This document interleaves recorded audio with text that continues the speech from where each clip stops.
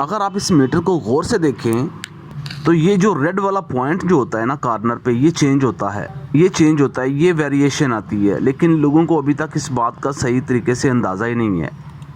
ज़ाहिर बात है कि जब ये रीडिंग बदलती है तो ये सारे डिजिट जो उनसे है ना ये चेंज हो जाते हैं। तो जब इसके अंदर गैस आती है ना तो गैस की एक स्पेसिफिक कैलोरीफिक वैल्यू होती है। गैस का ना एक ख़ास किस्म का जो प्रेशर होता है ना, जिसकी मदद से ये जो मीटर का आखिरी वाला जो डिजिट होता है ना रेड कलर का, ये चेंज होता है, यानी कि ऊपर की तरफ जाता है, यानी कि 3 से 4, 4 से 5 होता है। जब कोई भी बंदा सप्लाई या कंप्रेसर लगाता है, गैस खींचने की कोशिश करता है या बहुत ज़्यादा होशियार बनने की कोशिश करता है, तो लाइन के अंदर अगर हवा भी आ रही हो ना, जैसे कि आप कंप्रेसर लगाते हो तो गैस नहीं आ रही, तो उसके अंदर से हवा आती है, आपने उस हवा को फॉलो करना है। शू की आवाज़ आती है, वो जो हवा आ रही होती है ना, तब भी वो जो रेड वाला डिजिट होता है ना, जो 1 से 2, 2 से 3 ऊपर की तरफ जाता है, तो वो उस हवा के प्रेशर से भी ऊपर जाना शुरू हो जाता है। अगर आपको गैस नहीं मिल रही लेकिन प्रेशर सिर्फ हवा का मिल रहा है, तो आपने सप्लाई या कंप्रेसर लगाया है।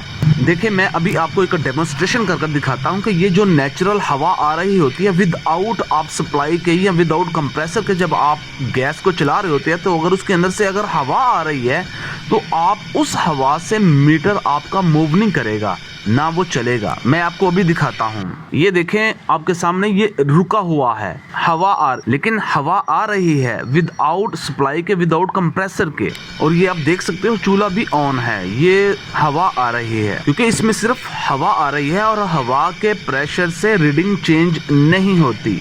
आप ये देख सकते हो कि मैंने माचिस जलाई और हवा आ रही है, हवा के साथ ये चूल्हा जल नहीं रहा, सिर्फ और सिर्फ हवा का प्रेशर है। इससे आपका मीटर की जो रीडिंग है वो मूव नहीं होगी क्योंकि इसके अंदर गैस नहीं आ रही, सिर्फ और सिर्फ हवा हरकत कर रही है, सिर्फ और सिर्फ हवा का प्रेशर आ रहा है, गैस नहीं आ रही।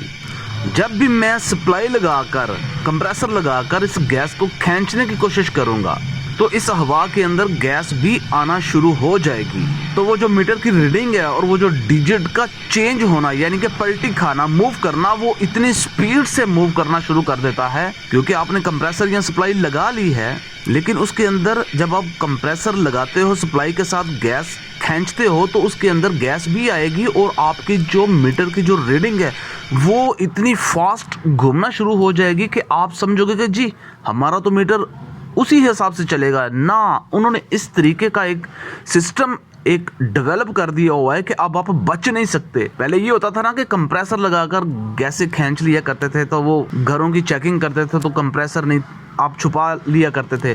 अब वो कहते हैं जितने मर्जी आप कंप्रेसर लगाएं, सप्लाइयाँ लगाएं, उनको कोई टेंशन नहीं। अब उन्होंने आपका हल निकाल लिया है और यही वजह है कि 80-80 हज़ार, 85-85 हज़ार और 1.5 लाख रुपए का गैस का बिल आ रहा है। तो वो लोग जो पहले गैस या कंप्रेसर लगाकर ये काम करते थे, पकाई वगैरह करते थे, अब वो पाकिस्तानी भाई काबू आना शुरू हो गए हैं। जैसे सप्लाइयाँ लगाकर, कंप्रेसर लगाकर गैस को एंजॉय कर रहे थे, अब वो काबू आना शुरू हो गए हैं। तो मेरा इल्तमास है आपसे कि आप ऐसे काम छोड़ दें, कंप्रेसर को अवॉइड करें, सप्लाई को अवॉइड करें और अपने बजट को बिल्कुल अपने हिसाब से इस्तेमाल करें। यही वजह है कि जिस वजह से आपको बिल गैस के ज़्यादा आ रहे हैं। उम्मीद करता हूँ ये वीडियो आपको अंडरस्टैंड हो चुकी होगी। शेयर करें, सब्सक्राइब करें और अपने दोस्तों को भी बताएं। सप्लाई और कंप्रेसर को अवॉइड करें। शुक्रिया।